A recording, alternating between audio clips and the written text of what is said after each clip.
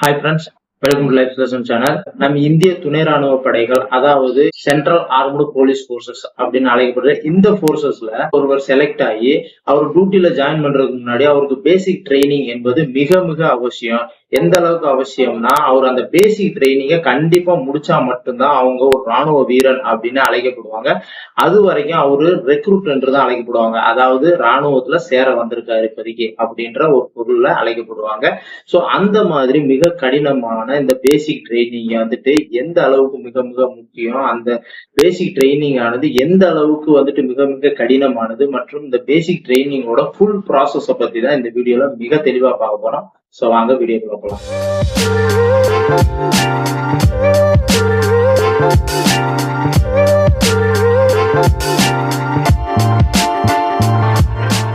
இந்த பேசிக் ட்ரைனிங் ஆனது ஒரு ராணுவ வீரனை ராணுவத்திற்கு எல்லா விதத்திலையும் சரியா தயார்படுத்தக்கூடிய மிக கடினமான ஒரு ட்ரைனிங் ஆகும். அவ்வளவு ஈஸியா எல்லாராலையுமே இந்த மிலிட்டரி ட்ரைனிங்கை வந்துட்டு பண்ணிட முடியாது. யாராலையும் அந்த மிலிட்டரி ட்ரைனிங்கை வந்துட்டு மிக துல்லியமா பண்ண முடியும் மற்றும் இந்த ட்ரைனிங்கை முடிச்சுட்டு ராணுவத்துல யாரெல்லாம் பணிபுரிய முடியும் அப்படின்றவங்களை வந்துட்டு முன்கூட்டி, அதனாலதான் செலக்ஷன்லயே பல டெஸ்ட்டுகளை வச்சு இந்த ராணுவத்துக்கு ஆள் எடுக்கிறாங்க. அந்த டெஸ்ட்லாம் என்னென்னு உங்களுக்கே தெரியும். அதை இந்த பிசிக்கல், மெடிக்கல் எக்ஸாம் இதை பத்திலாம் ஓரளவு நான் என்னோட முந்தைய வீடியோக்குள்ளேயும் சொல்லி இருக்கிறேன். தெரியாதவங்க அந்த வீடியோ பார்த்து தெரிஞ்சுக்கோங்க. லிங்க் டிஸ்கிரிப்ஷன்ல கொடுக்குறேன். அது மாதிரி பல டெஸ்ட்டுகளை வச்சுதான் அந்த ராணுவத்துக்கு தேவையான ராணுவ வீரர்களே வந்துட்டு செலக்ட் பண்றாங்க. இப்படி தேர்ந்தெடுக்கப்படுகிற ஒரு ராணுவ வீரனால மட்டும்தான் இந்த பேசிக் ட்ரைனிங்கை முழு திறனோடு மிகச்சரியா செய்து முடிக்க முடியும். இப்படி இந்த பேசிக் ட்ரைனிங்கை முழு திறனோடு மிகச்சரியா எந்த ஒரு ராணுவ வீரன் செய்து முடித்து வெளியேறாங்களோ அவங்களாலதான் தன் தாய்நாட்டிற்காக எல்லாவித ஆபத்தான சூழ்நிலையும், எல்லாவித கடினமான சூழ்நிலையும் தன் முழு ஆற்றலோடும் முழு உடல் தகுதியோடு எந்தவித பயமுமின்றி தைரியமாக தன் முழு பங்கையும் ஆற்ற முடியும். எனவே ஒரு ராணுவ வீரன் கிட்டத்தட்ட தன்னுடைய மொத்த சர்வீஸையும் செய்யறதற்கு முதல்ல செய்கிற இந்த பேசிக் ட்ரைனிங் மிக மிக அவசியம். இந்த பேசிக் ட்ரைனிங்ல உடல் திறன், செயல்திறன், சிந்திக்கும் திறன், அறிவாற்றல், ஒழுக்கம், பொறுமை மற்றும் மிக கடினமான சூழ்நிலைகள்ல, மிக ஆபத்தான நிலைகள்ல எப்படி வியூகம் அமைத்து அந்த கடினமான சூழ்நிலைகளை அணுகுவது மற்றும் போர்க்கால பயிற்சியை முதற்கொண்டு எல்லாவித பயிற்சிகளும் வந்துட்டு அந்த ஒரு ராணுவ வீரனுக்கு அளிக்கப்படும். இந்த பேசிக் ட்ரைனிங் ஆனது 11 மாதம் முதல் 1 வருடம் வரைக்கும் அளிக்கப்படும். இந்த சிஏபிஎஃப்ல, அதாவது துணை ராணுவத்துல செலக்ட் ஆன வீரர்களை வந்துட்டு எந்த போர்ஸ்க்காக அவங்க செலக்ட் ஆனாங்களோ அந்தந்த போர்ஸ்ல வந்துட்டு அவங்களை பேசிக் ட்ரைனிங்காக அனுப்புவாங்க. ஒவ்வொரு போர்ஸ்லயுமே வந்துட்டு பல பேசிக் ட்ரைனிங் சென்டர்ஸ் இருக்கும். அந்த பேசிக் ட்ரைனிங் சென்டர்ஸ் எல்லாத்துலயுமே வந்துட்டு கணிசமா சமமான வீரர்கள் வந்துட்டு ட்ரைனிங்காக அனுப்புவாங்க. அந்த ட்ரைனிங் சென்டர்ஸ்ல ஆல்ரெடி ட்ரைனிங் கொடுக்கறதுக்காகவே ட்ரைனர்ஸ் வந்துட்டு பல பேர் காணப்படுவாங்க. ஒவ்வொன்றுக்குமே பிடிக்கு, வெப்பனுக்கு, ட்ரில்லுக்கு, டாக்டிக்கலுக்கு மற்ற எக்ஸ்ட்ரா ஆக்டிவிட்டிஸ் எல்லாத்துக்குமே வந்துட்டு அங்க ட்ரைனர்ஸ் வந்துட்டு ஆல்ரெடி பல வருட அனுபவங்களோடு அங்க காணப்படுவாங்க. சரி, இப்ப ட்ரைனிங் ப்ராசஸோட ஒவ்வொரு கேட்டகரியா பார்க்கலாம். இப்ப ஃபர்ஸ்ட் பிசிக்கல் கேட்டகரியை பத்தி பார்ப்போம். அதாவது ராணுவம் அப்படின்னாவே மிக முக்கியமான ஒன்று இந்த பிசிக்கல் தான். பிசிக்கல் அப்படின்னா ஜிம்முக்கு போய் பாடி பில்டர் மாதிரி பாடியை ஏத்திக்கிட்டு அப்படியே கட்டுக்கோப்பா உடம்ப காமிக்கிறது கிடையாது. மாறாக பிசிக்கல் என்பது உடலை வந்துட்டு எப்போதும் ஃபிட்னஸா வச்சுக்கிறது, உடல் வலிமையா வச்சுக்கணும், மனதை வலிமையா வச்சுக்கணும், எப்போதும் சுறுசுறுப்பா காணப்படணும். எந்த நேரத்துல என்ன ஒர்க்கு கொடுத்தாலும் அந்த ஒர்க்குக்கு உடல் அளவிலும் மனதளவிலும் மிக ஆயத்தமா காணப்படணும். நம்ம தூங்கிக்கிட்டு இருக்கும்போது நடுராத்திரி எழுப்பி ஒரு டியூட்டிக்கோ ஒரு விஷயத்துக்காக அனுப்புனா உடனே அந்த விஷயத்துக்காக சுறுசுறுப்பா ஆயத்தமான அந்த அளவுக்கு உடலை வந்துட்டு மிகவும் சுறுசுறுப்பாகவும் ஃபிட்னஸாவும் வச்சுக்கிட்டு காணப்படணும். அதுதான் வந்துட்டு பிசிக்கல்ல வந்துட்டு மிக முக்கியமான ஒன்று. இந்த பிசிக்கல்ல வந்துட்டு ஆர்மில செய்யப்படுகிற எல்லா வேலைகளிலும், அதாவது காலையில இருந்து ஈவினிங் வரைக்கும் தூங்குறதுக்கு முன்னாடி வரைக்கும் செய்யற எல்லா வேலைகளிலுமே அங்க பிசிக்கல் காணப்படும். அது எப்படின்னா, அதிகாலையில சம்மர் டயத்துல வந்துட்டு 4:30 அல்லது 4:45 வந்து பிடி பீரியடுக்காக பாலின் ஆயிடுவாங்க. வின்டர் டைமா இருந்தா வந்துட்டு 5:30 இல்ல 5:45 பிடி பீரியடுக்காக பாலின் ஆயிடுவாங்க. இந்த பிடி பீரியடுக்கு முன்னாடியே நீங்க கிளம்பி ரெடி ஆகணும். அதாவது நீங்க மட்டும் இல்ல, நூற்றுக்கணக்கான ட்ரெயினிஸ் இருப்பாங்க. அனைவருக்கும் சேர்த்து ஒரு 10 டாய்லெட்ஸ் தான் இருக்கும். நீங்க அதுக்கு முன்னாடியே எந்திரிச்சு நீங்க கிளம்பணும்னா எத்தனை மணிக்கு முன்னாடி எந்திரிக்கணும் நீங்களே யோசிச்சுக்கோங்க. என்ன பொறுத்த அளவுக்கு அட்லீஸ்ட் ஒரு 1 ஹவருக்கு முன்னாடியாவது எந்திரிச்சு போக வேண்டிய சூழ்நிலை கண்டிப்பா வரும். அது மட்டும் இல்லாம நீங்க வந்துட்டு அவங்க 4:30க்கு டைம் கொடுத்துருந்தாங்கன்னா நீங்க 4:30க்கெல்லாம் கண்டிப்பா போக முடியாது. ஒரு 10 நிமிஷத்துக்கு முன்னாடியே போக வேண்டியது வரும். அதுல முக்கியமான விஷயம் வந்துட்டு நீங்க உங்க பேரக் லைனை விட்டுட்டு கிளம்பும் போது நீங்க அப்படியே கன்றாவே உங்க திங்ஸ் எல்லாம் போட்டுட்டு போக முடியாது. உங்க லைன்லயும் உங்க பெட்லயும் வந்துட்டு நீங்க யூஸ் பண்ண திங்ஸ் எல்லாம் மிகவும் நீட்டா ப்ராப்பரா ஒரு லே அவுட் வச்சுட்டு தான் போகணும். இப்ப யூஸ் பண்ண பொருளை அப்படியே தூக்கி எரிஞ்சிட்டு நீங்க அவசர அவசரமா வந்துட்டு பாலின்களா ஓட முடியாது. நீங்க போட்டிருக்க செருப்பு முதற்கொண்டு யூஸ் பண்ண டவல் முதற்கொண்டு அங்க நீட்டா லே அவுட் வச்சுட்டு மிகவும் கூட்டி பெருக்கி தெளிவா தொடச்சிட்டு தான் நீங்க வந்துட்டு மிகவும் நீட்டா உங்க பெட்ட லைனா வச்சுட்டு தான் போகணும். ஏன்னா நீங்க அங்க பிடி பண்ணிக்கிட்டு இருக்கும் போது அங்க உள்ள இன்ஸ்ட்ரக்டர்ஸ் வந்துட்டு இடையில உங்க லைனை வந்துட்டு டெய்லி செக் பண்ணுவாங்க. சப்போஸ் யாரோட பெட்டோ யாருடைய லைன் சரியில்லையோ அவங்க எல்லா பேத்துக்குமே அன்னைக்கு மதியம் வந்துட்டு கிடைக்கிற 1 மணி நேரம் இல்ல 1.5 மணி நேரம் ரெஸ்ட் டயத்தை கூட அவங்க எல்லாத்தையும் எல்லா சாமானையும் தூக்கி தலையில வச்சுக்கிட்டு கிரவுண்ட்ல வேகாத வெயில்ல உங்களை நடக்க விடுறது ஓட விடுறது நிக்க வச்சுட்டு இருப்பாங்க. சோ இந்த மாதிரி அந்த ரெஸ்ட் உங்களுக்கு கெட்டு போயிடும். அதனால வந்துட்டு நீங்களே வந்துட்டு அதை கண்டிப்பா நல்லபடியா வச்சுட்டு தான் போவீங்க. அப்படிலாம் செஞ்சுட்டு நீங்க பிடி போகணும். உங்களையும் நீங்க தயார்படுத்தணும். அவ்வளவு கூட்டத்துல நீங்க ரெடி ஆகணும்னா அட்லீஸ்ட் என்ன பொறுத்த அளவுக்கு ஒரு 3:30க்காவது எந்திரிச்சு கண்டிப்பா கிளம்ப வேண்டிய சூழ்நிலை கண்டிப்பா இருக்கும். இதுல ஒரு சில பேருக்கு நைட் டியூட்டி வேற இருக்கும். அந்த நைட் டியூட்டி கொடுத்துட்டு வேற காலையில 3:30க்கெல்லாம் எந்திரிக்க வேண்டிய சூழ்நிலை வரும். நார்மலாவே 10 மணிக்கு மேலதான் உங்களை தூங்க விடுவாங்க. இன்னும் ஒரு சில டயத்துல வந்துட்டு 11 மணி கூட ஆயிரும். அப்ப நீங்களே பாத்துக்கோங்க. அதுக்கப்புறம் என்னைக்காவது டியூட்டி வந்துச்சுன்னா ஒரு நாளைக்கு ஒரு தடவை இல்ல 2 நாளைக்கு ஒரு தடவை வந்துட்டு கண்டிப்பா டியூட்டி வந்துடும். அப்படி டியூட்டி டயத்துல வந்து ஒரு சில நேரங்கள் வந்துட்டு ஃபுல் நைட் முழிக்க வேண்டிய சூழ்நிலை கூட ஏற்பட வாய்ப்பு இருக்கு. அதுக்கப்புறம் மார்னிங் பிடி தொடங்கிய உடனே வந்துட்டு சும்மா குழந்தைக்கு சொல்லித்தர மாதிரி சும்மா நாசுக்கா அப்படியே லேசாலாம் பிடி வந்துட்டு கொடுத்துட்டு இருக்க மாட்டாங்க. மிகவும் டஃப்பா இருக்கும் அந்த பிடி. அவ்வளவு கடினமான பிடி கொடுப்பாங்க. நம்ம பாஷையில சொன்னா சும்மா பிரிச்சு மேய்ஞ்சிருவாங்க. அந்த பிடி 1 ஹவர் டைம் முடியறதுக்குள்ள அந்த பிடி முடிஞ்ச உடனே நம்மளால நிக்க கூட நமக்கு பிளன் இருக்காது. அந்த அளவுக்கு நம்மள வறுத்து எடுத்துருவாங்க. அவ்வளவு பிடி எல்லா விதமான பிசிக்கல் டச்சும் கொடுப்பாங்க. நம்மளோட பிடி ட்ரெஸ்ஸ பார்த்தோம்னா ஏதோ மண்ணும் செகதியும் சேருமா அந்த அளவுக்கு நம்மள வந்துட்டு வறுத்தி எடுத்திருப்பாங்க. சப்போஸ் தெரியாத நபர்கள் யாரோ சிவில் நபர்கள் வந்துட்டு அந்த பிடி ட்ரைனிங்க பார்த்தாங்கன்னா ஏதோ அடிமைகளை கொடுமைப்படுத்துற மாதிரி அவங்களுக்கு தோணும். அந்த அளவுக்கு ஹார்டான பிடி இருக்கும். இந்த பிடி டைம்ல ரன்னிங், கயிறு ஏறுறது, புஷ் அப், மங்கி ரோப்பு, பீம் மற்றும் ஃப்ரண்ட் ரோல், பேக் ரோல் இது மாதிரியான எல்லா வித எக்ஸசைஸையும் வந்துட்டு ஒரு செகண்ட் கூட விடாம 1 ஹவர் வந்துட்டு தொடர்ந்து கண்டினியூவா கொடுப்பாங்க. இப்படி டெய்லி ரொட்டேன் ஆகும்போது நம்ம உடம்பு அப்படியே பழகிடும். சும்மா நம்ம உடம்போட பிசிக்கல் ஃபிட்னஸ் சும்மா வெறித்தனமா இருக்கும்னு வச்சுக்கோங்களேன். இது மட்டும் இல்லாம வாரத்துக்கு ஒரு தடவை பிபிடி மற்றும் பிபிடி இது 2 நடக்கும். அப்படின்னா என்னன்னா பிபிடினா 5 கிலோமீட்டர் ஓடி அதுக்குரிய ஈவெண்ட்ஸ் நம்ம பண்ணி பாஸ் ஆகணும். சும்மா ஓடுறது மட்டும் கிடையாது. 5 கிலோமீட்டர் இத்தனை நிமிஷத்துக்குள்ள வந்து பாஸ் ஆகணும். அதுக்குரிய ஈவெண்ட்ஸ் அதாவது வெர்டிகல் ரோப், ஹரிசாண்டல் ரோப் மற்றும் 9 மீட்டர் நீளம் தாண்டுதல் இது எல்லாமே ரைஃபிள் வச்சுட்டு செய்யணும். அது மட்டும் இல்லாம 100 மீட்டர் ரேஸ் வேற இருக்கும். அதே மாதிரி பிபிடி இதே மாதிரி 1.5 கிலோமீட்டர் ஓடி இதே மாதிரி 5 ஈவெண்ட்ஸ் இருக்கும். இதை வந்துட்டு நம்ம கண்டிப்பா வாரம் வாரம் ஓடி பாஸ் ஆகணும். ஃபெயில் ஆகுறவங்களுக்கு அந்த வாரம் பாஸ் ஆகுற வரைக்கும் திரும்ப திரும்ப ஓட வச்சுக்கிட்டே இருப்பாங்க. இந்த மாதிரி பிசிக்கல் மிக கடினமான பிசிக்கல் வருடம் முழுவதும் கொடுக்கப்படும். அப்படி பண்ணா அவங்க வந்துட்டு எவ்வளவு ஃபிட்னஸா காணப்படுவாங்கன்னு நீங்களே யோசிங்க. நெக்ஸ்ட் இந்த ட்ரைனிங் பார்ட்டான வெப்பன் கிளாஸஸ் பத்தி பார்ப்போம். இந்த வெப்பன் கிளாஸஸ்ல மிலிட்டரியில யூஸ் பண்ற அனைத்து A to Z வெப்பன்ஸ பத்தியும் வந்துட்டு இந்த பேசிக் ட்ரைனிங்ல சொல்லி தர மாட்டாங்க. பேசிக் ட்ரைனிங்ல பேசிக்கான வெப்பன்ஸ் அதாவது என்னென்ன வெப்பன்ஸ் வந்துட்டு அந்த பேசிக் ட்ரைனிங் எடுக்கிற ராணுவ வீரர் தெரிஞ்சுக்கணும்னு நினைக்கிறாங்களோ அந்த வெப்பன்ஸை மட்டும் வந்துட்டு பேசிக் ட்ரைனிங்ல மிக கிளியரா தரவா சொல்லி தந்து அதை மிகவும் அருமையா ஹேண்ட்லிங்கும் பண்ண வைப்பாங்க. மற்றபடி மிகவும் பெரிய பெரிய வெப்பன்ஸ் வந்துட்டு போர்க்கால வெப்பன்ஸ் மிக அதிகமா பெரிய பெரிய வெப்பன்ஸ் எல்லாம் வந்துட்டு ஓரலா சொல்லி தருவாங்க.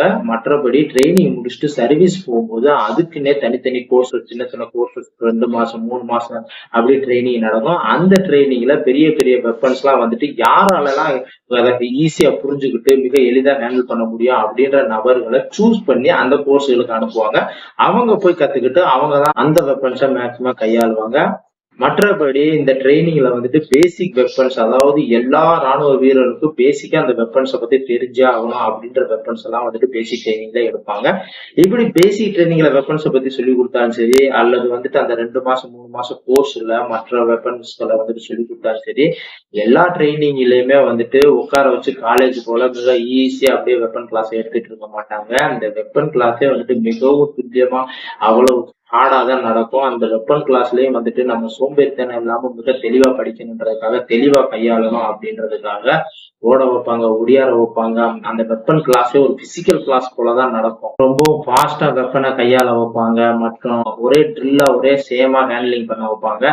அதோட சேர்த்து ஒரு சிறிய தவறு ஏற்பட்டா கூட பெரிய அளவுல பனிஷ்மெண்ட் கொடுப்பாங்க. அந்த பனிஷ்மெண்ட்னால திரும்ப அந்த தவறு அவன் மைண்ட்ல வந்துடவே கூடாது அப்படின்றதுக்காக மிகவும் துல்லியமா ஸ்ட்ரிக்டா அந்த கிளாஸ் சொல்லி தருவாங்க. அதெல்லாம் ஏன்னா நம்ம போர்க்காலத்துல வந்துட்டு தான் இந்த வெப்பன்ஸ் யூஸ் பண்ணுவோம்.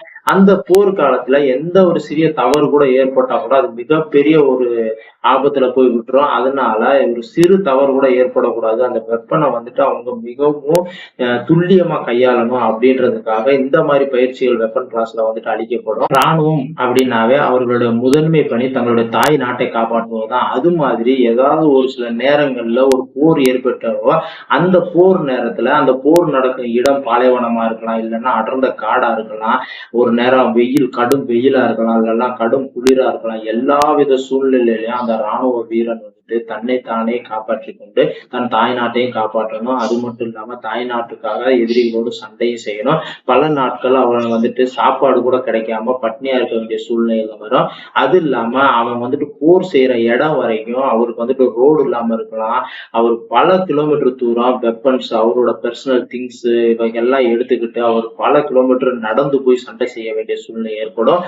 போர்க்காலத்துல தன்னுடைய சக வீரருக்கு வந்துட்டு யாருக்கா அடிப்பட்ட அவரை தூக்கிக்கிட்டு பல கிலோமீட்டர் போக வேண்டிய சூழ்நிலை வரும். சோ இது மாதிரியான சூழ்நிலைகள்லாம், அவர் கடினமான சூழ்நிலைகள்லாம் அவர் எதிர்கொள்ளணும்னா அப்ப அவருக்கு எந்த அளவுக்கு கடினமான ட்ரைனிங் தேவைன்னு நீங்களே யோசித்து பாருங்க. சோ அப்படிதான் ட்ரைனிங்கும் மிக கடினமா இருக்கும். ட்ரைனிங்னு போயிட்டோம்னா நீங்க எந்த ஒரு வேலை செஞ்சாலும் எந்த ஒரு ட்ரைனிங் கொடுத்தாலும் அது மிக மிக கடினமான முறையில் தான் நடத்தப்படுவார்கள். அடுத்து ட்ரைனிங் பார்ட்ல ஒன்னான டாக்டிக்கல் கிளாஸஸ் பத்தி பார்ப்போம். இந்த டாக்டிக்கல் கிளாஸஸ் அப்படின்னா போர்க்காலங்கள்ல வந்துட்டு நம்ம எப்படி சர்வை பண்ணணும், அந்த போர்க்காலத்துல கடினமான சூழ்நிலை, ஆபத்தான சூழ்நிலை நம்ம எப்படி அணுகணும், நம்முடைய எதிரிகளை வந்துட்டு எப்படி வியூகம் அமைச்சு நம்ம வந்துட்டு சண்டை செய்யணும், நம்முடைய சூழ்நிலையை அறிந்து நம்முடைய எதிரிகளோட சூழ்நிலைகளையும் வந்துட்டு நன்கு அறிந்து அவங்களோட ஆக்டிவிட்டிஸ், ஒரு சில ஆக்டிவிட்டிஸ பார்த்து அங்க எப்படி நடக்கும் என்ன நடக்கும் அப்படின்ற ஒரு சில விஷயங்கள் எல்லாம் நம்மளே நிதானிச்சு அறிஞ்சு ஒரு சில வியூகங்கள்லாம் அமைச்சு எப்படி நம்ம வந்துட்டு அந்த போர் அணுகணும் அப்படின்ற விஷயங்கள்லாம் இந்த டாக்டிக்கல் கிளாஸஸ்ல மிக தெளிவா வந்துட்டு கற்று தருவாங்க. அதாவது போர்க்காலம் அப்படின்னு எடுத்துக்கிட்டோம்னா நம்ம நார்மல் டேஸ்ல நம்ம கேம்ப்ல வந்துட்டு டியூட்டி செய்யும் போது மற்ற டியூட்டிகளுக்கெல்லாம் போகும்போது நமக்கு கிடைக்கிற வசதிகள் வந்துட்டு போர்க்காலத்துல எல்லா இடங்களிலுமே அந்த வசதி கிடைக்குமா அப்படின்னு கேட்டா அது கேள்விக்குறிதான். மேக்சிமம் நமக்கு அந்த வசதிகள் கிடைக்க வாய்ப்பு இல்லை. போர்க்காலங்கள்ல நம்ம கிட்ட இருக்கிற பொருட்களை வச்சு நம்ம எப்படி சர்வை பண்ணணும் அப்படின்றதெல்லாம் வந்துட்டு மிக மிக முக்கியமான ஒரு விஷயம். அந்த மாதிரி உண்மையிலேயே போர் நடந்தா எப்படி நம்ம சர்வை பண்ணணும் அப்படின்ற விஷயத்த தத்ரூபமா நமக்கு சொல்லி தருவாங்க. உண்மையான ஒரு போர் நடந்தா எப்படி இருக்குமோ அதே மாதிரி பிராக்டிக்கலா ஒரு போர் போலயே நடக்க வச்சு நமக்கு சொல்லி தருவாங்க. அதாவது போர்க்காலங்கள்ல நமக்கு அடிபட்டா நம்ம எப்படி சர்வை பண்ணணும், நம்ம கிட்ட இருக்க பொருளை வச்சு நம்ம எப்படி சர்வை பண்ணணும், நமக்கு சாப்பாடு தண்ணி இல்லைன்னா நம்ம எப்படி வந்துட்டு நம்ம சாப்பாடு தண்ணி இல்லாம நம்ம எப்படி அதுல வந்துட்டு சர்வே பண்ணணும், சாப்பாடு தண்ணிக்கு வந்துட்டு நம்ம எப்படி ஏற்பாடு பண்ணணும், இரவும் பகலும் நம்ம எதிரிட்ட இருந்து நம்ம நாட்டு எல்லையை எப்படி பாதுகாக்கணும், ஒருவர் மாற்றி ஒருவர் வந்துட்டு எப்படி நம்ம வந்துட்டு மாத்தி மாத்தி அதை வந்துட்டு டியூட்டி கொடுத்து நம்ம அந்த நாட்டு எல்லையை வந்துட்டு எதிரியை நம்ம நாட்டு எல்லையில முன்னேற விடாம நம்ம எப்படி காப்பாற்றணும் அப்படின்ற ஒரு விஷயத்தான் வந்துட்டு நமக்கு கற்று தருவாங்க. நம்மளோட பர்சனல் வெப்பன்ஸை எப்படி பாதுகாக்கணும், அதாவது நமக்கு எந்த வித ஆடும் இல்லாம இருந்தா, அதாவது ஏதாவது ஒரு தடங்கள், ஏதாவது நமக்கு மறைஞ்சுக்கிற ஒரு இடங்கள் அப்படி எதுவுமே இல்லாம இருந்தா நம்ம வந்துட்டு தரையில எப்படி குழி அமைச்சு நம்ம அதுக்குள்ள பதுங்கி இருக்கிறது, இப்படி மாதிரியான விஷயங்கள் எல்லாமே இந்த எக்ஸசைஸ்ல கற்றுத்தரப்படும். அதுக்கு வந்துட்டு ஜங்கிள் எக்ஸசைஸ் என்று அழைப்பாங்க. இது தத்ரூபமா உண்மையிலேயே போர் ஏற்பட்டா நம்ம எப்படி போர் செய்வோம் அது போலவே நம்ம ட்ரெயினிஸவே வந்துட்டு 2 குழுவா பிரிச்சு ஒருத்தரை எதிரியா நினைச்சு அவங்கள சண்டை போடுற மாதிரி எக்ஸசைஸ் கொடுப்பாங்க. இதுல வந்துட்டு ஒரிஜினல் ரைஃபிள யூஸ் பண்ணுவாங்க. ஆனா அதுல இருக்க ரவுண்ட்ஸ் குண்டுகள் மட்டும் வந்துட்டு ஒரிஜினலா இருக்காது. அது வந்துட்டு டூப்ளிகேட் குண்டா இருக்கும். அவங்க சுடும் போது சவுண்டு மட்டும் உண்மையான குண்டு மாதிரியே சவுண்டு கேட்கும். ஆனா வந்துட்டு அது உண்மையான குண்டு இல்லை. இந்த குண்டுகளை பயன்படுத்தி உண்மையான எக்ஸசைஸ் நடக்கும். அது உண்மையிலேயே போர் போலயே உண்மையான எதிரியாவே நினைச்சு வந்துட்டு அந்த போர் நடக்கும். கிட்டத்தட்ட இந்த எக்ஸசைஸ் ஒரு 10 நாள் வரைக்கும் நடக்கும். அந்த 10 நாள் வந்துட்டு அவங்க சரியா சாப்பிட மாட்டாங்க, சரியா தூங்க மாட்டாங்க, இரவு பகலும் அயராது ஒரு உண்மையான வார்ல எப்படி இருக்குமோ அது மாதிரி எக்ஸசைஸ் கொடுப்பாங்க. சொல்ல போனா அவங்க குளிக்க கூட மாட்டாங்க. அந்த அளவுக்கு இந்த எக்ஸசைஸ் மிக மிக கடினமான ஒரு எக்ஸசைஸா இருக்கும். கடும் வெயிலிலோ அல்லது கடும் குளிரிலோ இந்த எக்ஸசைஸ் நடக்கும். பகல்லையோ இரவுலயோ தங்குறதுக்கு எந்த வித ஹட்ஸும் இருக்காது. நம்மளே பாதுகாக்கணும்னா நம்ம யூஸ் பண்ற சின்ன சின்ன கிரவுண்ட் ஷீட்டை வச்சுதான் நம்ம சின்னதா டென்ட் அமைச்சு நைட் ரெஸ்ட் எடுத்துக்க முடியும். அதுவும் கூட எனிமிக்கு தெரியாம ரெஸ்ட் எடுக்கணும். அது காலையில விடியறதுக்குள்ளேயே அந்த சின்ன சின்ன கிரவுண்ட் ஷீட் டென்ட்டையும் நம்ம ரிமூவ் பண்ணிடணும். இது போல மிக கடினமான சூழ்நிலையில, அதாவது மிக மிக அதிகமான வெயில்லயோ இல்ல மிக அதிகமான குளிர்லயோ இந்த எக்ஸசைஸ் நடத்த வாய்ப்பு இருக்குது. இது பேசிக் ட்ரைனிங்ல மட்டும் இல்லாம வருடம் ராணுவ வீரர்களுக்கு அளிக்கப்படுற ஒரு எக்ஸசைஸ் தான். இது மாதிரி போர்க்காலத்துல நடக்கிற எல்லா வித நிகழ்வுகளையும் இந்த டாக்டிக்கல் எக்ஸசைஸ் மூலியமா நமக்கு இந்த ட்ரைனிங்ல சொல்லி தருவாங்க. அடுத்தது ட்ரைனிங் பார்ட்ல உள்ளான ட்ரில் கிளாஸ் பத்தி தான் பார்க்க போறோம். ட்ரில் அப்படின்னா discipline, respect, integrity, learning and leadership அப்படிங்கிற ஒரு சுருக்கமான வார்த்தை தான் இந்த ட்ரில் ஆகும். அதாவது தனி மனித ஒழுக்கம், மரியாதை, நேர்மை, பணிவு மற்றும் ஒரு ட்ரூப்ஸை வழி நடத்தக்கூடிய எல்லா தகுதியும் நிறைந்தவனா மாற்றுவதற்கு பேர் தான் இந்த ட்ரில் ஆகும். இன்னும் முக்கியமா ஒரு விஷயம் சொல்ல போனா பொறுமை மிக மிக ஒரு ராணுவ வீரனுக்கு அவசியம். அந்த பொறுமை இந்த ட்ரில் கிளாஸஸுக்கும் ரொம்ப ரொம்ப முக்கியம். இந்த ட்ரில் ரொம்ப நல்லா பண்றவங்களுக்கு பொறுமை கண்டிப்பா இருக்கும். அந்த அளவுக்கு இந்த ட்ரில் மிக மிக இம்பார்ட்டன்ட். இந்த ட்ரில் கிளாஸஸ் அவ்வளவு ஈஸி கிடையாது, மிக மிக கடினமான ஒன்று. இந்த ட்ரில் பண்ணணும்னா ராணுவ வீரனுக்கு பிசிக்கல் ஃபிட்னஸும் மற்றும் உடம்புல ஸ்டாமினாவும் மிக மிக அவசியம். அந்த அளவுக்கு இந்த ட்ரில் பண்றது ரொம்ப கஷ்டம். இன்னும் குறிப்பா சொல்ல போனா மன அமைதியும் மன ஒருங்கிணைப்பு மிக மிக முக்கியம். அப்பதான் இந்த ட்ரில்ல கண்டிப்பா பண்ண முடியும். ஏன்னா இந்த ட்ரில் தனி மனிதனா பண்றதை விட ஒரு குழுவா தான் பண்ணுவாங்க. நீங்களே பார்த்திருப்பீங்க, ரிபப்ளிக் டே மற்றும் பாசிங் அவுட் பரேட்ஸ் எல்லாம் ட்ரில் பண்றதை பார்த்திருப்பீங்க. ஒரு பிளாட்டூனா எல்லாரும் ஒரே மாதிரி செஞ்சுட்டு போறது நீங்க பார்த்திருப்பீங்க. அப்படி ஒரே மாதிரி அந்த ட்ரில்ல பண்ணணும்னா அவங்க எல்லாருக்குமே எப்படி ஒரே மனநிலை இருக்கும் நீங்களே யோசிச்சு பாருங்க. அந்த ஒரே மனநிலை கொண்டு வர்றது எவ்வளவு கஷ்டம், அதுக்கு எவ்வளவு பயிற்சி தேவைன்னு நீங்களே யோசிச்சு பாருங்க. சோ அதனால இந்த ட்ரில்ல அவ்வளவு கடினம் பண்றது ரொம்ப அதிகமான பிராக்டிஸ் தேவை. நீங்க ரிபப்ளிக் டேவ்ல பாக்குற அந்த ட்ரில் டிஸ்பிளே ப்ரோக்ராம் அவங்க பல மாதங்கள் பிராக்டிஸ் பண்ணுவாங்க. எந்த அளவுக்கு பிராக்டிஸ் பண்ணுவாங்கன்னா அந்த கை ஷோல்டரே ஒடிஞ்சிரும். அந்த அளவுக்கு அவங்க பிராக்டிஸ் பண்ணுவாங்க. கால் அந்த மாதிரி நேரா வச்சு நடந்து நடந்து அந்த கால் முட்டியே தேஞ்சிரும். அந்த அளவுக்கு பிராக்டிஸ் பண்ணுவாங்க. பல பேர் அந்த கை ஷோல்டர் எலும்பு தேஞ்சு அவங்க அந்த ப்ரோக்ராம்ல இருந்து பாதியிலே விலகுனவங்க எல்லாம் இருக்கிறாங்க. நானே பார்த்திருக்கிறேன். அந்த அளவுக்கு பிராக்டிஸ், அந்த அளவுக்கு ட்ரில் பழகுனவங்க பண்றதே கஷ்டம். அது இல்லாம நியூ சோல்ஜர்ஸ் அந்த ட்ரில்ல புரிஞ்சுக்கிட்டு அவங்க அந்த ட்ரில்ல கொஞ்சம் கொஞ்சமா கத்துக்கிட்டு பண்றது மிக மிக கடினம். இந்த ட்ரில் கிளாஸஸ்க்குன்னே பல மாதங்கள் ட்ரைனிங் பீரியட்ல லாஸ்ட்ல ஒதுக்கப்படும். ஏன்னா பாசிங் அவுட் பீரியடுக்காக அவ்வளவு கடினம். சொல்லித்தர ட்ரெயினர்ஸ்க்கும் சரி, கத்துக்கிற ட்ரெயினிஸ்க்கும் சரி, அந்த ட்ரில்ன்ற ஒரு விஷயம் மிக மிக கடினமானது. இன்னும் ஒரு படி மேல போய் சொன்னா, ஒரு ராணுவ வீரர் இந்த ட்ரில்ல மிக சரியா செய்கிறவர் அப்படின்னா எல்லா ட்ரைனிங்கையுமே மிக சரியா எக்ஸலண்டா பண்றவரா தான் இருப்பாரு அப்படின்னு நம்ம கண்டுபிடி சொல்லலாம். அந்த ஒரு ராணுவ வீரர் இந்த ராணுவ வேலைக்கு மிக மிக தகுதியான சரியான ஆள் அப்படின்னு நம்ம கண்டுபிடிக்கு சொல்லிடலாம், இந்த ட்ரில்ல வச்சே மட்டும். அந்த அளவுக்கு இந்த ட்ரில் கிளாஸஸ்ன்றது, இந்த ட்ரில்ன்றது ஒரு ராணுவ வீரனுக்கு மிக மிக இம்பார்ட்டன்டான ஒண்ணு. இந்த ட்ரில் கிளாஸஸும் கடும் வெயில்லயோ அல்லது கடும் குளிர்லயோ தான் நடக்கும். ஏன்னா ட்ரில் கிளாஸஸும் ஒரு ராணுவ வீரனுக்கு ஒழுக்கத்தை பிரதிபலிக்கக்கூடிய ஒரு கிளாஸஸா இருக்கும். இந்த ட்ரில் கிளாஸஸ் மூலமா தான் ராணுவ வீரன் ஒழுக்கத்தையும் பொறுமையும் மிக மிக அதிகமா கண்டுபிடிக்கும். ஓகே நண்பர்களே, மேக்சிமம் ட்ரைனிங் ப்ரோக்ராம்ஸ் அனைத்தையுமே நம்ம கவர் பண்ணியாச்சுன்னு நினைக்கிறேன். ட்ரைனிங்கை குறித்து முழு விவரத்தையும் பார்த்தாச்சுன்னு நினைக்கிறேன். இது இல்லாம எக்ஸ்ட்ரா ஆக்டிவிட்டிஸும் இருக்கும். அதாவது கராத்தே, கேம்ஸ், ஸ்போர்ட்ஸ் மாதிரியான பல விஷயங்களும் கற்றுத்தரப்படும். இன்ட்ரெஸ்ட் எதுல அதிகமா இருக்கவங்க அவங்க அதுல சேர்ந்து அதையும் கத்துக்கலாம். இதுல முக்கியமான விஷயம் என்னன்னா நீங்க ஒரு நாளைக்கு ஏதாவது ஒரு கிளாஸஸ் தான் ஹார்டான கிளாஸஸ் நடக்கும், அதுக்கப்புறம் ரெஸ்ட் கொடுப்பாங்க அப்படின்னு நினைச்சிடாதீங்க. அதாவது பிடிஓ அல்லது டாக்டிக்கல் கிளாஸ் அல்லது ட்ரில் கிளாஸ் அல்லது வெப்பன் கிளாஸஸ் இது மாதிரியான ஏதாவது ஒரு ப்ரோக்ராம் ரொம்ப கடினமான ட்ரைனிங் நமக்கு பயிற்சி அளிக்கப்படும். அப்புறம் ரெஸ்ட் கொடுத்துவாங்க, அடுத்த கிளாஸ் அடுத்த நாள் நடக்கும் அப்படின்னு நீங்க நினைச்சிடாதீங்க. காலையில இருந்து கிட்டத்தட்ட நைட்டு வரைக்கும் இந்த எல்லா கிளாஸஸ்லயுமே டச் இருக்கும். டெய்லி எல்லா கிளாஸஸுமே நடக்கும். எந்தெந்த டயத்துல என்னென்ன கிளாஸஸ் அப்படின்றத முந்தின நாள் ஈவினிங்கே ரோல் கால்ல சொல்லிடுவாங்க. அந்த ரோல் கால்ல அந்த ட்ரெய்னிங் சென்டர்ல இருக்க ட்ரெய்னர்ஸும் சரி, இல்ல ட்ரெய்னீஸும் சரி, எல்லாருமே அந்த ரோல் காலுக்கு போய் ஆகணும். அந்த ரோல் கால்ல தான் அடுத்த நாள் என்னென்ன ப்ரோகிராம், எந்தெந்த டயத்துல என்னென்ன ப்ரோகிராம் அப்படின்றத வந்துட்டு முழு விவரத்தையும் அந்த ரோல் கால்ல சொல்லிடுவாங்க. நம்ம குறிச்சு வச்சுக்கணும். அதுக்கப்புறம் வந்துட்டு இன்னொரு முக்கியமான விஷயம் என்னன்னா, ட்ரெய்னிங் நடக்கிற நாட்கள்ல வந்துட்டு சப்போஸ் மழையோ இல்ல கடும் குளிரோ இல்ல வந்துட்டு ஏதாவது ஒரு இயற்கை சீற்றமோ ஏற்பட்டா அன்னைக்கு வந்துட்டு ட்ரெயினிங் ஸ்டாப் ஆயிரும் அப்படின்னு வந்துட்டு கனவுல கூட நினைச்சிடாதீங்க. என்ன மழை வந்தாலும் சரி, என்ன இயற்கை சீற்றம் வந்தாலும் சரி, அன்னைக்குரிய ப்ரோக்ராம்ல இருக்க ட்ரெயினிங் வந்துட்டு கண்டிப்பா நடந்தே தீரும். இதுல எந்த வித மாற்றமும் இல்ல. நம்ம மழை கடும் மழையா இருந்தா கூட நம்ம ரெயின் கோட்டை போட்டுட்டு பண்ணிதான் ஆகணும். கடும் வெயிலா இருந்தா கூட நம்ம ஒரு கேப்போ ஏதோ போட்டுட்டு பண்ணிதான் ஆகணும். வேற எந்த ஒரு விஷயம் நடந்தாலும் ட்ரெயினிங் வந்துட்டு நடந்தே தீரும்.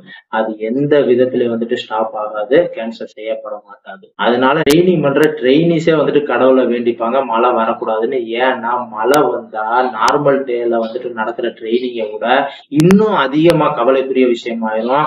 ஏன்னா மழையில செகதிலையும் சேர்லையும் பிறண்டு நம்ம ட்ரைனிங் பண்ணா இன்னும் நமக்கு தான் பிரச்சனை அதிகமாகும். அதனால நார்மலா மழை வராம ட்ரைனிங் பண்றது பெட்டர் அப்படின்னு ட்ரைனிஸ்க்கே தோணிரும். அந்த அளவுக்கு ஒரு விஷயமா தான் ட்ரைனிங் இருக்கும். இதுல இன்னொரு முக்கியமான விஷயம், ட்ரைனிங்ல ஒரு பீரியட் 1 hour இருக்கும். அந்த 1 hourக்கு அடுத்து அடுத்த பீரியடுக்கு நம்ம போகும்போது இடையில 5 to 10 minutes வந்துட்டு கேப் இருக்கும். அந்த 5 to 10 minutesல தான் நம்ம வந்துட்டு ப்ரிப்பேர் ஆகி அடுத்த பீரியடுக்கு நம்ம போக வேண்டியது இருக்கு. எக்ஸாம்பிளுக்கு இப்ப நம்ம பிடி பீரியட் நடக்குதுன்னா அந்த பிடி பீரியட்ல நம்ம பிடி முடிச்சுட்டு அடுத்த பீரியட் வந்துட்டு நம்ம வெப்பன் பீரியட் போனோம்னா அந்த பிடி பீரியட் முடிச்சுட்டு வெப்பன் பீரியட் போறதுக்கு இடையில அந்த 5 to 10 minutesல வந்துட்டு நம்ம ப்ரிப்பேர் ஆகணும். அதாவது பிடி பீரியட்ல ஒரு யூனிஃபார்ம் போட்டிருப்போம். அடுத்து வந்துட்டு அந்த வெப்பன் பீரியடுக்கு வந்துட்டு அடுத்து வேற யூனிஃபார்ம் தான் நம்ம போடணும். அப்படி ஒவ்வொரு பீரியடுக்குமே தனித்தனி யூனிஃபார்ம்ஸ் இருக்கு. ட்ரில்லுக்கு தனியா, வெப்பன்ஸ் தனியா, டாக்டிக்கல் தனியா, பிடிக்கு தனியாட்டு. இந்த யூனிஃபார்மை நம்ம சேஞ்ச் பண்ணிட்டு அடுத்த விங்குக்கு நம்ம போகணும். ஒரு சில ட்ரைனிங் சென்டர்ல வந்துட்டு பிடி விங் வந்துட்டு ஒரு இடத்துல இருக்கும், வெப்பன் விங் ஒரு 500 மீட்டர் வந்துட்டு தூரத்துல இருக்கும். இன்னும் ஒரு சில ட்ரைனிங் சென்டர்ல வந்துட்டு 1 கிலோமீட்டர் தூரத்துல கூட இருக்கும். இத வந்துட்டு இந்த இடப்பட்ட அந்த 5 to 10 minutesல நம்ம ட்ரெஸ் சேஞ்சும் பண்ணிக்கிட்டு தண்ணி ஏதாவது குடிக்கணும்னா அதையும் குடிச்சுக்கிட்டு வேகமா ஓடி அடுத்த விங்குக்கு நம்ம போய் சேரணும். அதுவும் அந்த 5 to 10 minutesக்குள்ள போயே ஆகணும். அதுல ஒரே 1 நிமிஷம் லேட் ஆனா கூட நமக்கு ஹெவி பனிஷ்மெண்ட் கொடுப்பாங்க. கண்டிப்பா நம்ம ஸ்டார்டிங் டயத்துல நம்ம கரெக்டான டயத்துல போகவே மாட்டோம். ஒரு 2-3 months ஆகுது நம்ம தொடர்ந்து பனிஷ்மெண்ட்லயே தான் இருப்போம். அப்படிதான் நமக்கு தோணும். இப்படி நம்ம ஒரு பீரியட் முடிச்சுட்டு அடுத்த பீரியடுக்கு நம்ம ட்ரெஸ் சேஞ்ச் பண்ணிட்டு இவ்வளவு தூரம் நம்ம ஓடி அந்த இடத்துக்கு போகவே முடியாது. ஸ்டார்டிங் டயத்துல ரொம்ப அதிகமா பனிஷ்மெண்ட் வாங்குவோம். வாழ்க்கையை வெறுத்துரும். அந்த அளவுக்கு பனிஷ்மெண்ட் வாங்குவோம். அதனாலதான் நிறைய பேரு ராணுவத்துல இருந்து என்னால முடியலடா சாமிட்டு ட்ரைனிங்கை விட்டு ஓடுறவங்க எல்லாம் நிறைய பேர் இருக்காங்க. ஆனா போக போக நமக்கு பழகிரும். எந்த ஒரு விஷயமே நமக்கு செய்ய பழகிரும் இல்லையா? எவ்வளவு ஒரு கடினமான விஷயமா இருந்தாலும் அந்த ஒரு மனிதன் அதவே திரும்ப திரும்ப திரும்ப திரும்ப செய்யும் போது அது அவனுக்கு பழகிரும். இதுதான் வந்துட்டு ட்ரைனிங்கோட மெயின் கான்செப்டே. அப்படிதான் நம்மளை வந்துட்டு இரும்பு அடிக்க இன்னும் இருக்குதோ அது மாதிரி நம்ம உடம்பையும் மனசையும் மைண்டையும் வந்துட்டு இருக்கிறதுதான் இந்த ட்ரைனிங்கோட மிக முக்கியமான ஒரு வேலையே வச்சுக்கோங்களேன். சோ இது மாதிரி ஒரு ராணுவத்துக்கு செலக்ட் ஆன பின்பு மிக மிக கடினமான இந்த பேசிக் ட்ரைனிங்கை சரிவர முடிச்சா மட்டும்தான் அவர் மிலிட்டரி சோல்ஜராவே அங்கீகரிக்கப்படுவார். இதுல கவலைக்குரிய ஒரு விஷயம் இருக்குது. அதாவது ஒரு ராணுவ வீரன் ட்ரைனிங் பண்ணிக்கிட்டு இருக்கும் போது இடையில ஏதோ ஒரு அடிபட்டாலோ அல்லது உடல்நிலை சரியில்லாம போயிட்டு அவரால் ட்ரைனிங் பண்ண முடியாம போய் இடையிலே ஹாஸ்பிட்டல் அட்மிட் ஆகி தொடர்ந்து 1 வாரம் அவரால் ட்ரைனிங் பண்ண முடியாம போயிடுச்சு அப்படின்னா அவர் அந்த ட்ரைனிங்ல இருந்து ரிலிகேட் பண்ணப்படுவார். அதாவது அந்த ட்ரைனிங்ல இருந்து டிஸ்கண்டினியூ பண்ணப்படுவார். அவரு வந்துட்டு நல்லபடியா உடல்நிலை சரியானதுக்கு அப்புறம் அடுத்த ட்ரைனிங்ல முதல்ல இருந்து திரும்பவும் வந்துட்டு அந்த ட்ரைனிங்கை ஃபுல்லா கம்ப்ளீட் பண்ண வேண்டியது வரும். சப்போஸ் வந்துட்டு அந்த அடிப்பட்ட நபரோ இல்ல உடல்நிலை சரியில்லாத நபரோ திரும்பவும் ட்ரைனிங் பண்றதுக்கு அவர் உடல்நிலை தகுதியே இல்லாம போயிட்டா, அதாவது அவர் ஒரு தடவை அடிபட்டனால அதுக்கப்புறம் பேசிக் ட்ரைனிங் எப்பயுமே அவரால் பண்ணவே முடியாது அப்படின்ற ஒரு சூழ்நிலை அந்த ஒரு ராணுவ வீரருக்கு ஏற்பட்டுருச்சுன்னா அவரை வந்துட்டு இந்த வேலையில இருந்து தகுதி நீக்கம் செய்யக்கூட வாய்ப்புகள் இருக்கு. ஸோ ஒரு ராணுவ வீரன் பேசிக் ட்ரைனிங்கை மிக சரியாக முடிக்க வேண்டியது எவ்வளவு முக்கியமோ அதே போல தன்னுடைய உடல்நிலையும் பாதுகாப்பது அதை விட முக்கியம். ஓகே ஃப்ரெண்ட்ஸ், இந்த வீடியோ மூலமா மிலிட்டரி ட்ரைனிங்கை பத்தி மிக தெளிவா டீட்டெயிலா நீங்க புரிஞ்சிருப்பீங்க நான் நம்புறேன். இந்த வீடியோ பிடிச்சிருந்தா லைக் பண்ணுங்க, உங்க ஃப்ரெண்ட்ஸ் அனைவருக்கும் இந்த வீடியோவை ஷேர் பண்ணுங்க. ஏதாவது சந்தேகம் இருந்தா அதை கமெண்ட்ல சொல்லுங்க. சப்ஸ்கிரைப் பண்ணாதவங்க இந்த சேனலை சப்ஸ்கிரைப் பண்ணுங்க. மீண்டும் இது போன்ற அடுத்த வீடியோ உங்களை சந்திக்கிறேன். நன்றி, வணக்கம்.